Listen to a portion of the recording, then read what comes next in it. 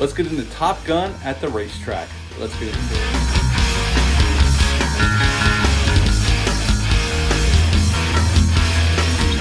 Welcome back to my channel. Hope you're all doing well out there. And being as it may, it's Daytona 500 weekend.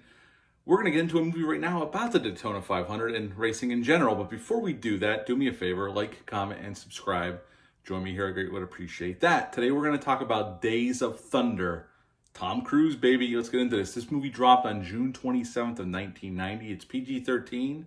It's an hour and 47 minutes long. Had a budget of $60 million. And upon release, it made 82 in America and 157 worldwide. So worldwide, it did make some money, but it was considered a disappointment in the States.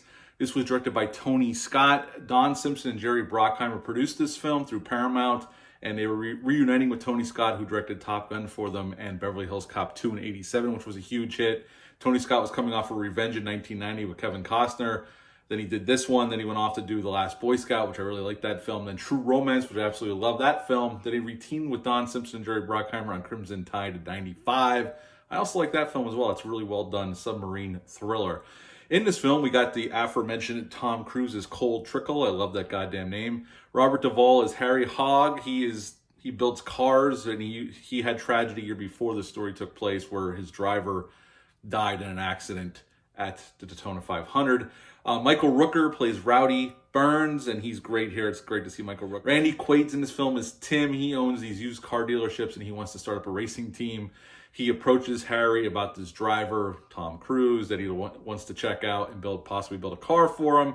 Nicole Kidman is in this film as Dr. Claire Lewick, and this started her and Tom Cruise's love affair. This is where they met. John C. McGinley, I almost said. John C. Reilly plays Buck. He works for Harry on the crew pit. And Carrie Elways is in this film as Russ Wheeler. There's many other recognizable faces throughout this film. Even Don Simpson plays one of the drivers. You see him interviewed later on in the film before the second Daytona 500 that we see during this film. This film is a lot like Top Gun. I mean, it's different settings. Yes, the story doesn't quite unfold the same, but all the pinnacle beats are there. We got very confident drivers, very cocky drivers going at each other, just like the pilots in Top Gun. We got the love interest in Nicole Kidman. So there's a lot of the same story beats here, but this is definitely its own film, but you can definitely see the similarities, especially considering the same creative team is pretty much involved here, from producers to the director and even the lead actor. So you can see the parallels there. It's almost like Top Gun on a racetrack, but this movie does have its charms. I'm not a NASCAR fan.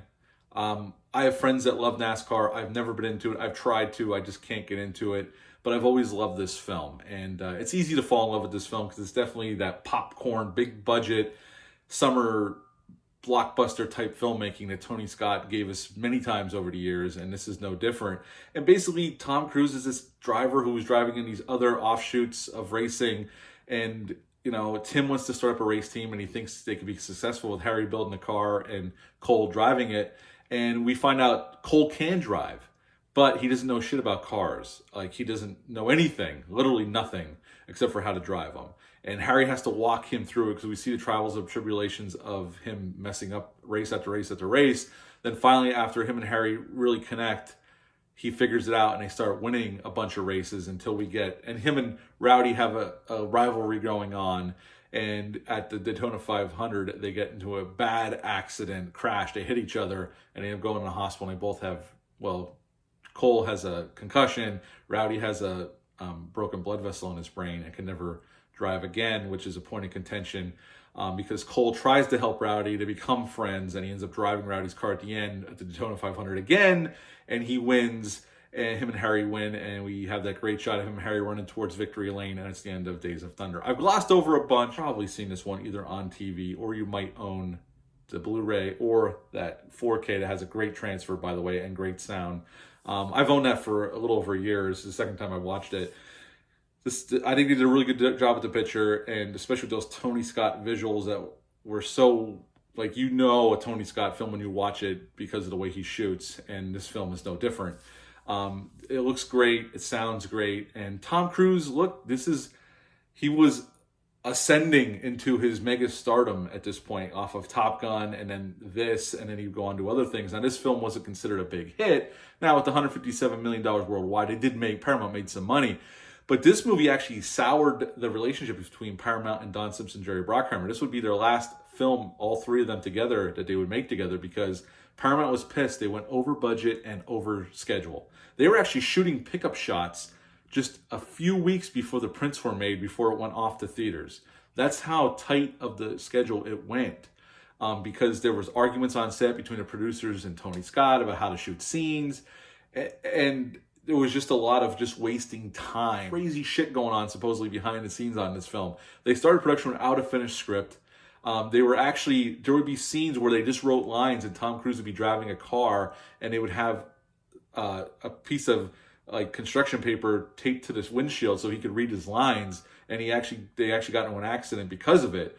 And they ended up having to retrofit him with an earpiece so they could feed him his lines that they were just writing. It was a mess of a production. It's amazing this film turned out as well as it did. And I would say the reason why this film turned out so well is the cast. Tom Cruise and Robert Duvall are great together. So is Michael Rooker. The whole cast works so well together. John C. Reilly's great as just this guy who works in the pit crew, and his dad was the one who got killed for Harry the year before. And they go into that a little bit. Carrie Elway's is as good as this scumbag driver that comes in and tries to screw Cole over. I think the whole cast works great. I think the weakest link here in the cast-wise is probably Nicole Kidman. She just doesn't fit, at least in my mind, in my opinion. She's okay. I just think... back then it was so you had to have a love interest. So I get their thinking of you got to stick this love interest in there. Honestly, it brings... not a lot to the plot, really. They could have cut all that out and just had her as just a doctor, maybe become a friend. But this was 80s going to 90s. There had to be a love interest, so it's there. I think her character is the weakest part of the film. But overall, the cast is what sells it, the interactions between our cast here. And I think that and Tony Scott's directing is what makes this film what it is. Is this film perfect? No, but it's just pure summer blockbuster filmmaking that Tony Scott did so well throughout his career. And the racing scenes are exciting. They were shot for real. Obviously, there was no CGI back then. Tom Cruise was not able to do his own driving for the majority of this film because of insurance reasons. Nowadays, if they would make this film or a sequel, Tom Cruise would probably insist of him doing the driving anyway.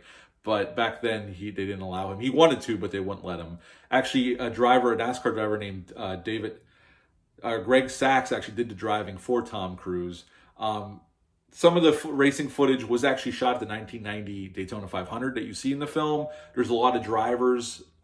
Rusty Wallace is in the film. Other big drivers you can see interviewed, like coverage for ESPN and stuff. You can see them in the film as well. And I said Don Simpson makes an appearance at playing one of the drivers being interviewed. At the second Daytona 500, where Cole decides to drive Rowdy's car, when they announce drivers start your engines, that was actually Burt Reynolds making that announcement over the loudspeaker system. I thought that was pretty cool. And again, this production went over schedule and over budget. This is what soured the relationship between Paramount and Don Simpson and Jerry Bruckheimer. They would leave and go to Hollywood Studios after this, where they would end up making Crimson Tide, The Rock, Con Air. So they went off to greener pastures for them. I mean, all those films were very successful, so it worked out in the end. But at the end of the day, I've always enjoyed this film. Yes, it's a little cheesy. I'm not a racing fan, but they make the racing scenes exciting.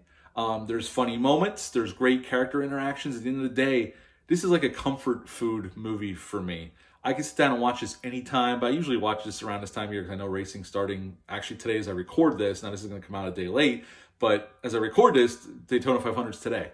So I always watch around this time of year, even though I'm not a racing fan, and I've always liked it. I could watch it anytime. I just really like this film. It's a well done popcorn summer movie, and hats off to Tony Scott and the whole crew and the cast. They made another kick-ass, just fun, exciting ride of a movie. At the end of the day, I would give Days of Thunder a 9 out of 10. I really like this film. 9 out of 10 for Days of Thunder. If you've ever seen this film, leave a comment down below. Let me know. Hit the thumbs up, subscribe button, share this video. I would appreciate that. I'll be back later in the week with another Chuck Norris film and Cannon picture, Hero into Terror, and many more videos to come. But until next time, bye.